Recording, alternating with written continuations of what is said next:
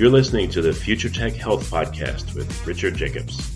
Until I reached age 40, I never realized the obvious, that we all have medical issues, or we at least have a family member or close relation that had, has, or will have them in the future.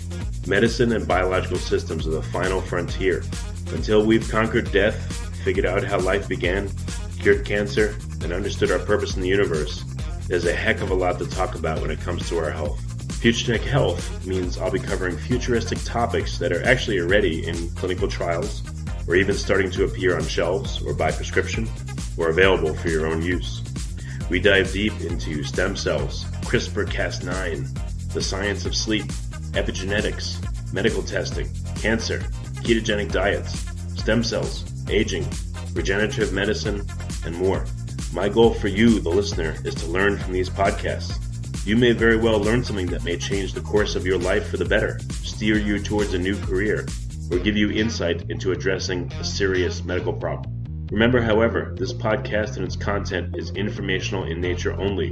No medical, tax, legal, financial, or psychological advice is being given. If you enjoy the podcast, please listen, subscribe, like, and share it with friends. Thank you. Hello, this is Richard Jacobs with the Future Tech and Future Tech Health Podcast. I have Dr. Jennifer Conlin. She's Au.D. I don't know what Au.D. versus PhD is, but she'll explain. She graduated from the University of North Texas with a doctorate of audiology. Well, I guess that explains that. She graduated magna cum laude from University of North Texas with a Bachelor of Arts in Speech Language Pathology and Audiology.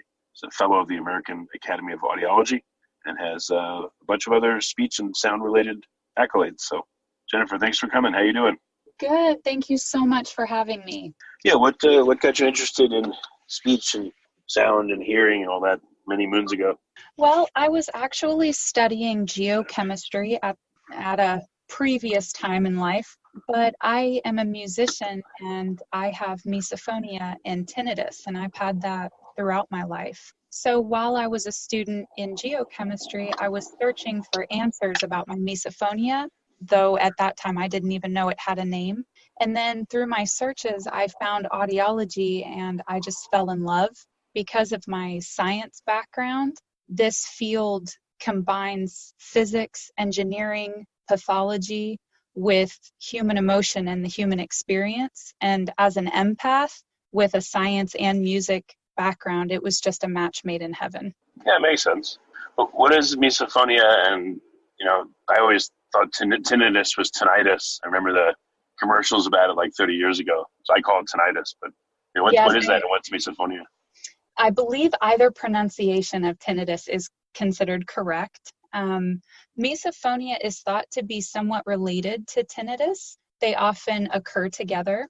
Misophonia is a negative emotional and physiological reaction to certain sounds, and research is still going on about what more we can do about misophonia.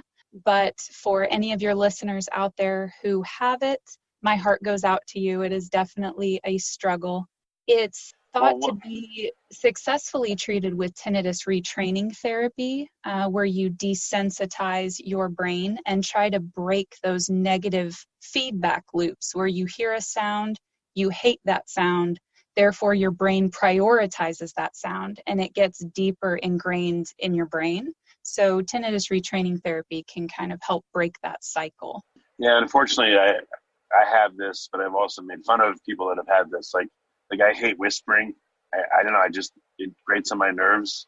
And my wife hates computerized voices. So I always used to tease her with computerized voices, and she would tease me with whisper sounds. And I know it's not a nice thing, but why do people have these, I don't know if that's considered misophonia or just like a neurosis, but what are your thoughts on those two things? I think it can be. I think it can be related. A lot of misophonia reactive sounds are chewing sounds, crunching sounds, smack noises, things like that. But you can definitely become sensitive to other, non-human sounds, such as like a computerized voice that has no moisture sound to it. Anything that causes that negative feedback loop to continue, I think can be put in the misophonia category.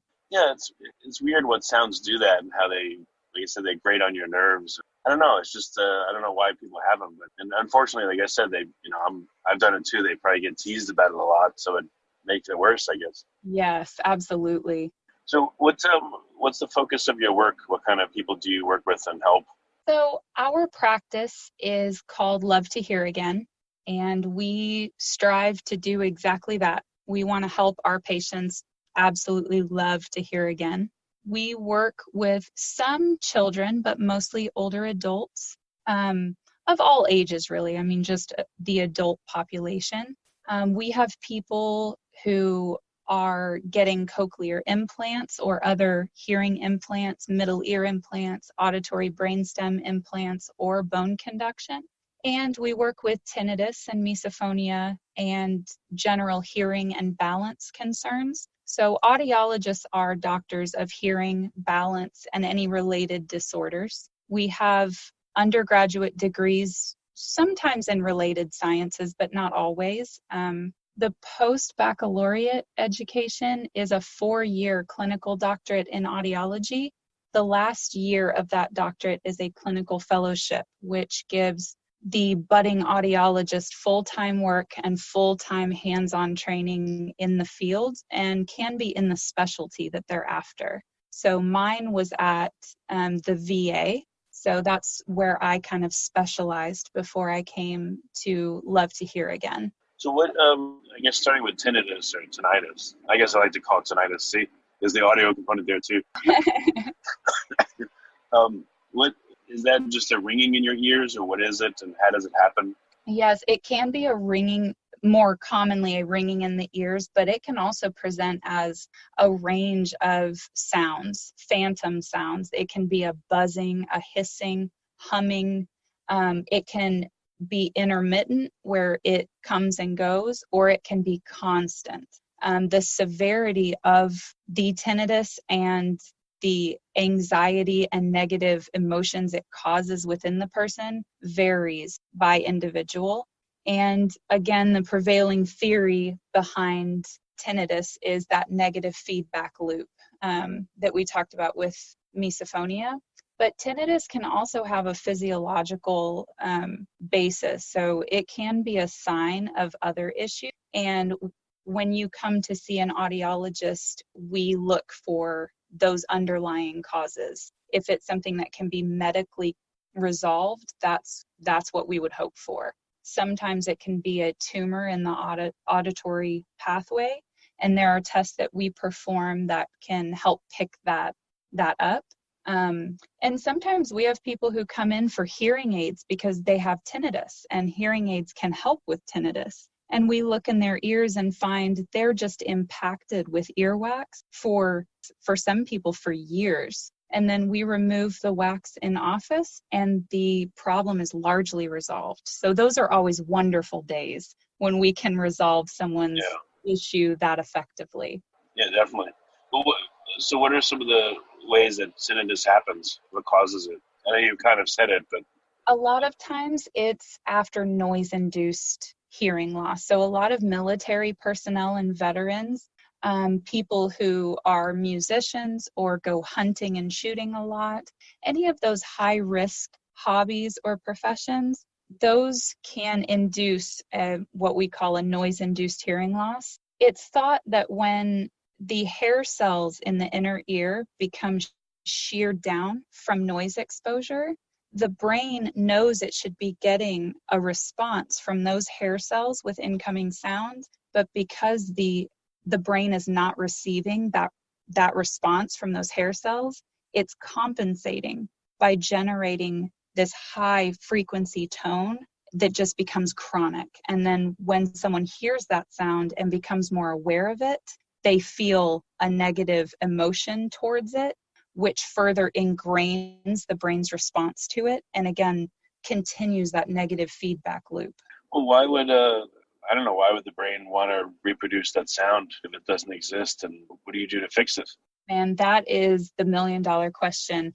Research is still ongoing in the areas of tinnitus, and I'm feeling very positive about some of the research right now with different medical therapies that they're trying truly, we don't know exactly what is causing the brain to produce this phenomenon, but hearing aids are a great place to start after a medical cause has been eliminated.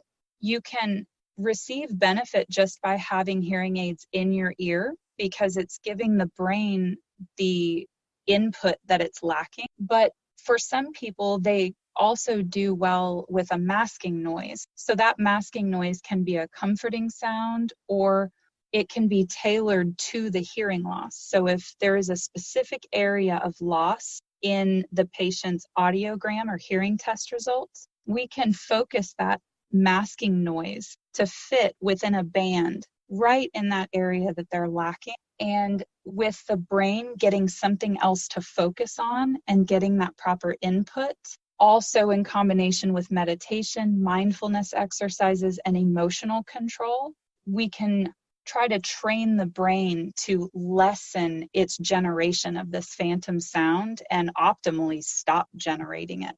But that can take some work and take a lot of time. It requires a lot of patience from the sufferer, but there is relief out there, and a lot of people think that there's not. So I hope that more and more people will realize there are things you can do. Well, what does the masking sound do? I was imagining, what if you were able to match the exact frequency of the sound people hear, when they have tinnitus, and you played that for them continuously for a few minutes? What would that do to their brain? Well, it depends on the level that it's presented at. So you can tailor it. We do something called tinnitus matching, where we match the pitch and also the perceptive loudness of that person's tinnitus. And then when you put in the masker noise, you don't want to cover the tinnitus up, because once you turn the masking noise off, the brain it's going to feel like your ringing is overwhelming. You want to gently introduce that new sound right underneath the level of the ringing in your head. And then you're giving your brain something else to focus on. So the brain takes that sound that it is generating and lowers it in priority. And then theoretically, you can lower the masker again, and then your brain will calm down with the tinnitus a little bit more. So you kind of chase the ringing down using that masker as a type of therapy. And you tease the sound to a lower amplitude in your head? Yes. Makes sense. Oh, I just have a strange question. They say people are kinesthetic or visual or auditory. Does that seem to play into the kind of problems they have or how they respond to therapies? I don't have any research to say definitively, but I personally would say absolutely. Yes, I think that affects a lot of areas of hearing, tinnitus, and misophonia, especially, things like that. The hearing sensory pathway in the brain is massive. So when somebody is even more auditorily focused, I think tinnitus would have a higher chance of becoming increasingly worse, if that makes sense. But, have you tried to characterize the people you've worked with, anecdotally, the people that are very auditory are easier to treat for it or harder to treat for it, or visual people for some reason, or non-auditory people, they're more resistant to treatment or easier to treat? Yes, there are some people that are a little bit more challenging. They have certain sound preferences, and that's an important part about people finding an audiologist and approaching hearing health or tinnitus, is to find an audiologist who kind of understands your way of thinking and respects that your brain processes sound very uniquely. Everyone experiences sound differently. So people who are musicians like me, we can tend to be a little more picky and harder to fit with hearing aids because we have more acute pitch matching and we're very critical of sound. So having sound come in and being processed through a hearing aid, that can be tough for us to adjust to.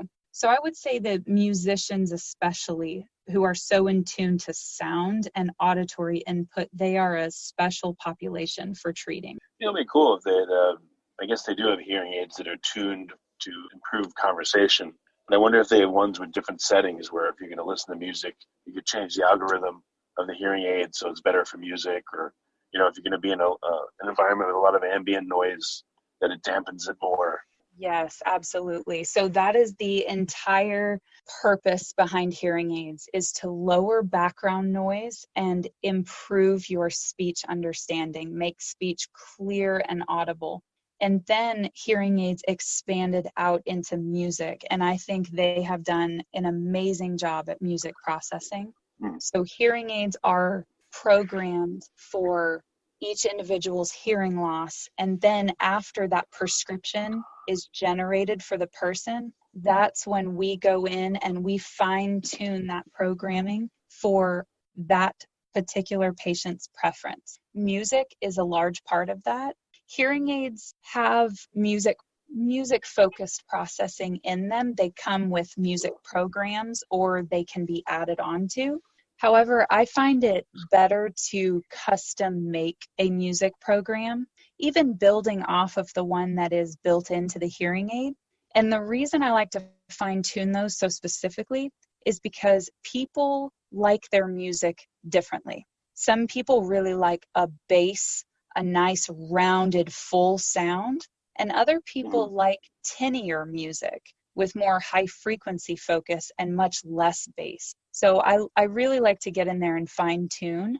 And since I am a musician, that's a particular interest of mine. When people come in and they are particularly focused on music processing, I get quite excited. Have you ever had anyone say, like, when my husband or wife yells at me, can you tune the hearing aid so I can't hear them? Yes, almost every day I have somebody say that. Really? And Oh, man. it cracks me up every time. That's the oldest joke in the hearing world, I guess, huh? Yes, absolutely. Oh, well, I'll try to find a better one. What's in terms of hearing aids, are some better than others? Like, I'm not saying to trash or elevate any brands, but are there like different flavors of hearing aids that work better than others or work differently? Absolutely. Every manufacturer of hearing aids is different. They process sound differently. Now with the increase in over-the-counter hearing aids and discount insurance provided hearing aids, that conversation is particularly important. Hearing aids within each brand or manufacturer, they also come in different technology levels. Each of those levels that vary on cost also vary on sound quality and noise reduction. There are advanced features, such as now they are incorporating AI technology, which is really exciting. That's been a brand new development I would say, released within the last year. They are coming with artificial intelligence, language translation, fall detection for elderly people who are fall risks, even fitness trackers for younger wearers or older wearers. Just like Fitbit, they'll count your steps and heart rate. So we're entering a new age of not only sound processing, but the entire functionality of hearing aids is really growing. And there is no substitution for a good quality hearing aid. People, of course, are cost focused, and that's understandable. But over-the-counter devices and insurance discount devices, they typically are more geared towards being an amplifier. They're really going to take everything across the board and just raise it up. And people who have tough to treat hearing losses or pick up background noise very easily, they're going to be miserable in cheap, discounted devices. The major manufacturers do produce really nice quality devices. There's just no substitute for those. Yeah, I guess it's like a cheap boombox versus a nice like hi-fi system, Yes, exactly. I guess the cheapest thing would be to find some ram's horn and put it up to your ear like they probably did like 1,000 years ago. Yes, I'm still looking for an old acoustic horn to hang in my office. I haven't found one yet, but one day. Yeah, that'd be cool. What was I going to ask you? Can people do, listening exercises to restore some of their hearing? Can you do any of that? learn how to sing or learn how to, play piano and learn the pitches, or again, just do different voice exercises or hear different sounds you don't normally hear to retrain your ears? In a sense. So hearing itself can't be restored at this point in time, but you bring up an excellent point about what we call oral rehabilitation. When someone gets a cochlear implant or any hearing implant or hearing aids, training yourself and your ears with sound that you have not heard in a very long time is critical to your success with those devices. At first, things sound very strange because your brain is suddenly like, where is this input coming from? This isn't right. The more you can get yourself hearing those sounds, you're retraining your brain to know where those sounds are coming from, what they are, and why they're important. Your brain begins to recategorize what is normal. Because before, your brain said, this hearing loss is my normal. And then once you get the hearing aids or the implant activated, and you can sit down and read along with audiobooks, anything like that, watching TV with proper captioning, it really assists your brain in relearning those sounds and becoming used to them again. It's interesting what you just said, because I worked at a factory years ago, and one of the older guys, I remember he told me, he's like, yeah, you get hearing loss after a while because of the background noise of the machines. So maybe the mechanism was that his brain got used to hearing those machines for 20, 30 years.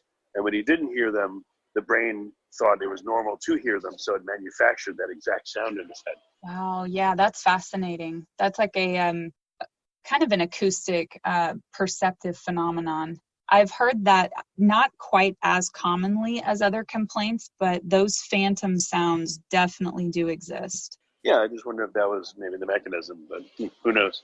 Huh.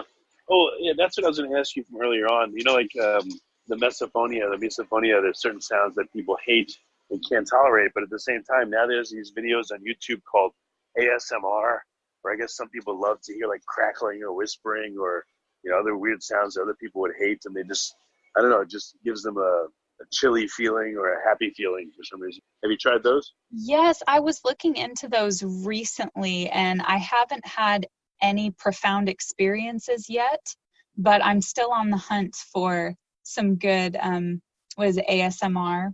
Yeah, I don't know what the acronym stands for, but that's what it is, ASMR. And one of the treatment approaches for misophonia is desensitizing yourself to certain sounds.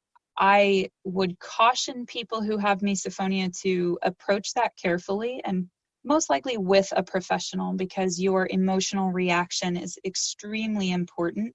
Your relaxation is extremely important, but some of those crackling sounds could help a lot of people with misophonia who possibly have reaction to crunching sounds. If you were able to ease yourself into hearing sounds like that and desensitize yourself, you're breaking that negative feedback loop.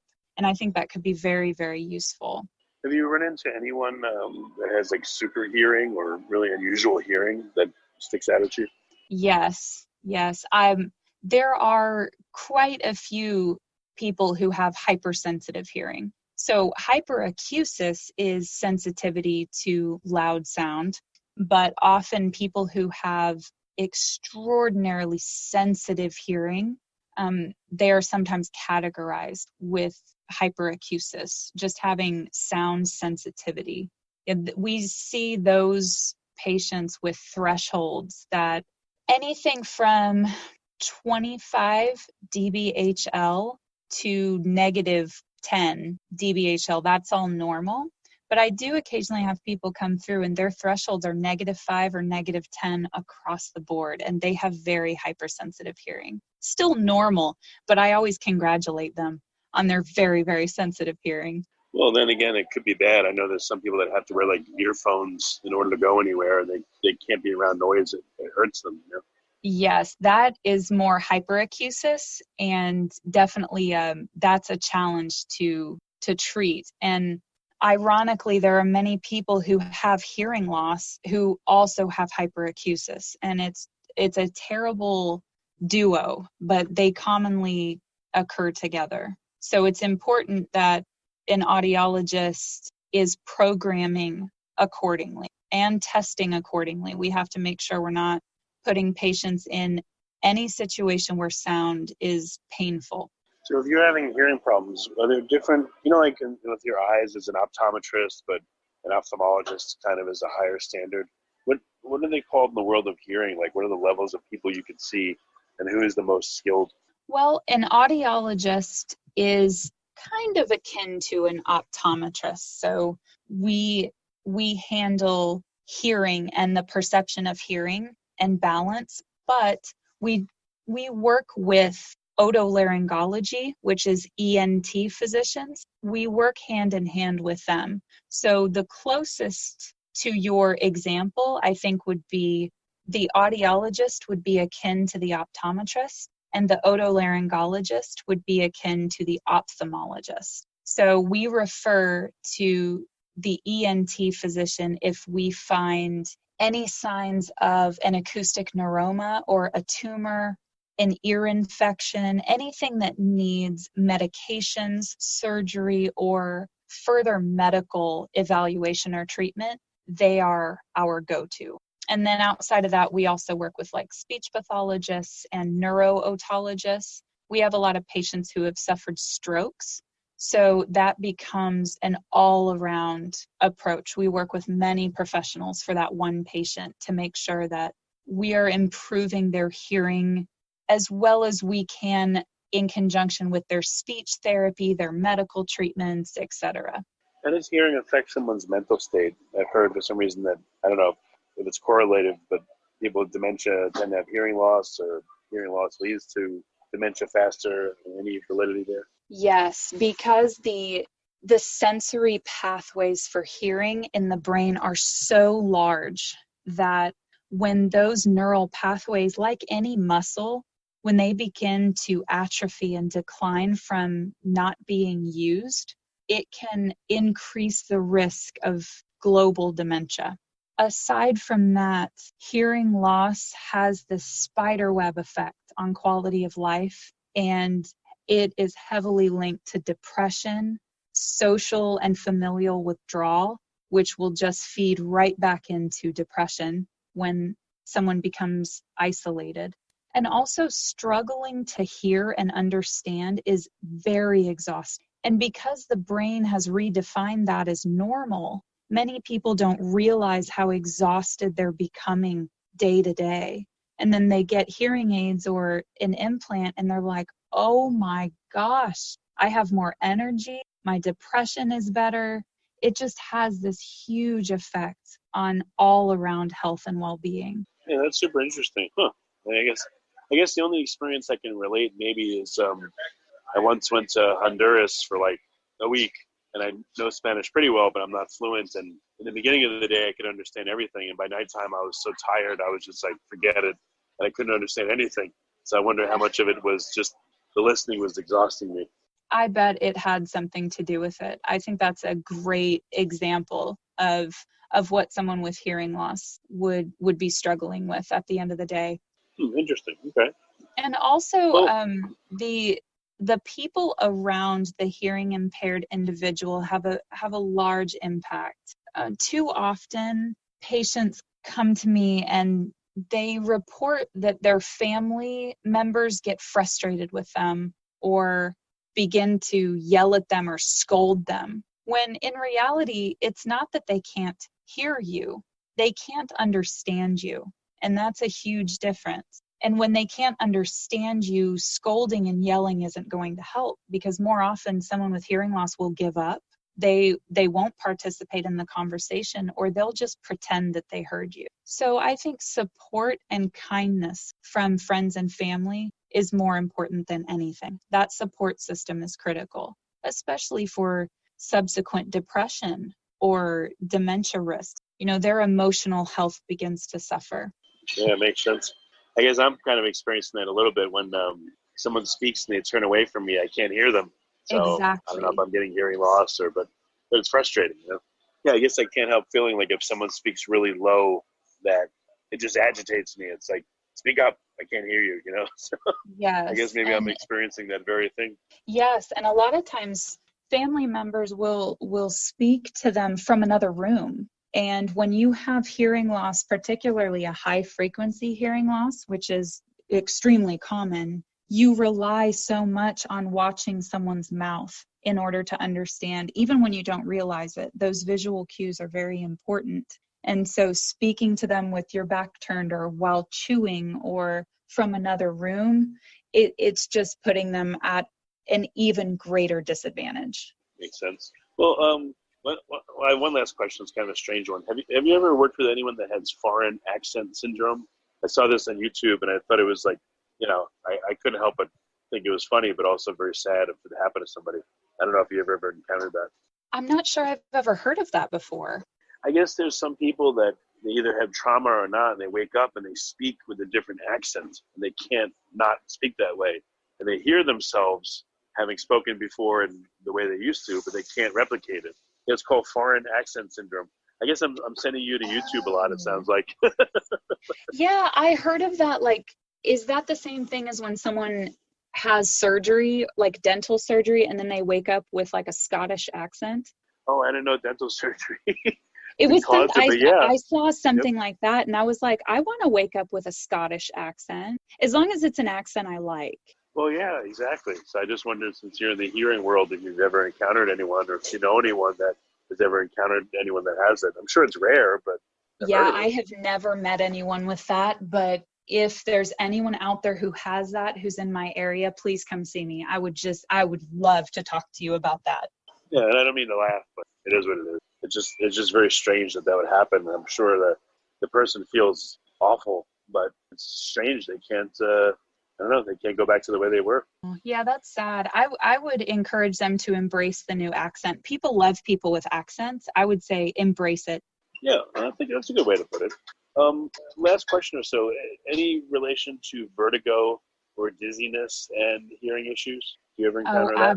Absolutely. And the balance organ is in the same area as your hearing organ. They're connected and they share fluid. So having hearing loss or hearing problems, tinnitus, and balance problems, they often occur together. I would say about half of my patients who come in for hearing loss also have vertigo.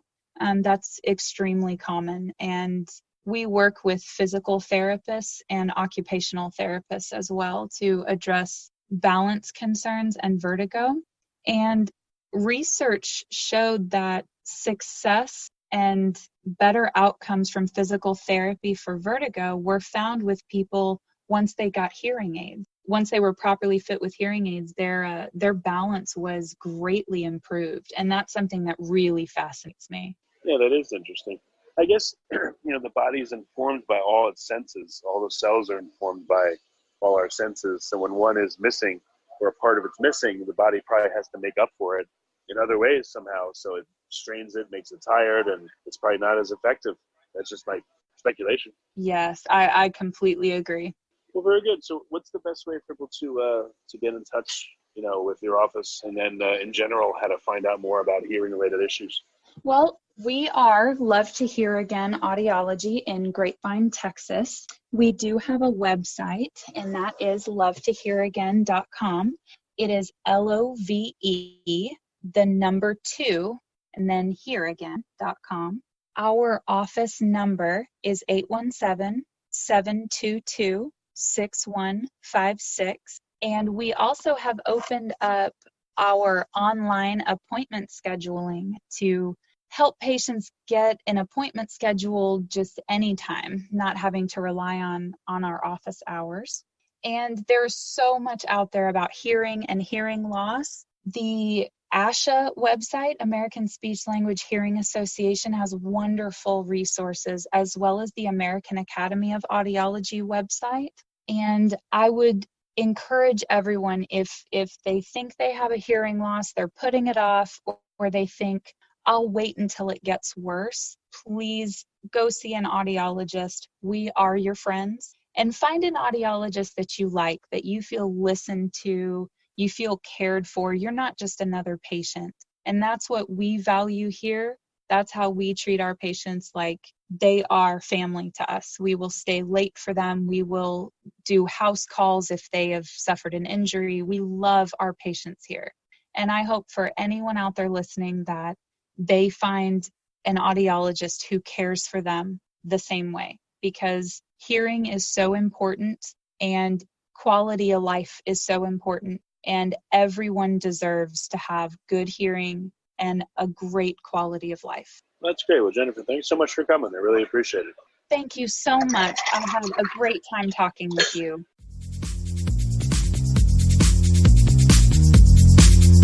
You're listening to the Future Tech Health Podcast with Richard Jacobs. Until I reached age 40, I never realized the obvious, that we all have medical issues, or we at least have a family member or close relation that has, or will have them in the future. Medicine and biological systems are the final frontier. Until we've conquered death, figured out how life began, cured cancer, and understood our purpose in the universe, there's a heck of a lot to talk about when it comes to our health. Future Tech Health means I'll be covering futuristic topics that are actually already in clinical trials, or even starting to appear on shelves or by prescription, or available for your own use. We dive deep into stem cells, CRISPR-Cas9, the science of sleep, epigenetics, medical testing, cancer, ketogenic diets, stem cells, aging, regenerative medicine, and more. My goal for you, the listener, is to learn from these podcasts. You may very well learn something that may change the course of your life for the better, steer you towards a new career, or give you insight into addressing a serious medical problem. Remember, however, this podcast and its content is informational in nature only. No medical, tax, legal, financial, or psychological advice is being given. If you enjoy the podcast, please listen, subscribe, like, and share it with friends. Thank you.